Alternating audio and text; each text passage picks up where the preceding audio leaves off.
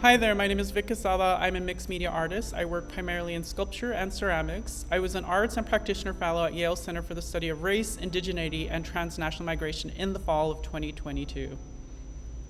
In the same way that eating and breathing are basic to me, creating art is too.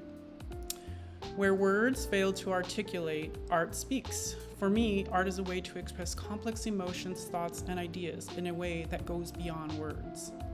Art is also a form of expression that helps me to make sense of the world, to find purpose in my life, but most importantly, to contribute to shaping the world that I want to live in, that I want to see my kids live in. In a roundabout way, art allows me to express and satisfy my curiosities too. When I was young, I often felt like I didn't belong as a queer, non-binary person of color.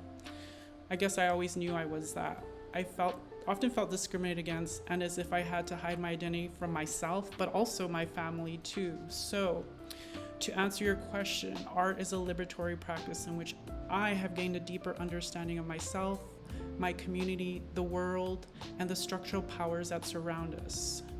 My overall views and art practice has evolved as a result. I have been able to cultivate my own non-Western spiritual belief systems, and as I search for meaning, a pursuit that has informed and enriched my work.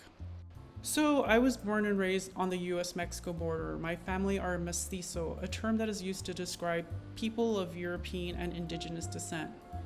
Being the first in my family to go to college, I overcame many social and cultural barriers. Raised as a conservative Christian, I grew up in a really strict, disciplined household. So, as a result of these oppressive systems and institutions that I grew up in, I guess I often wondered about true happiness, authenticity, and also alternate ways of being and existing that weren't so intense. I could certainly say that if I wasn't raised so strict, I would not be creating art about power, institutions, and cultural loss. Now, my work centers around indigenous knowledge and spirituality as a way to offset the past and also these really dominant ideologies. Vulnerability is integral to my creative practice. My practice forefronts the brown body and my identity as a queer, brown, trans, non-binary person.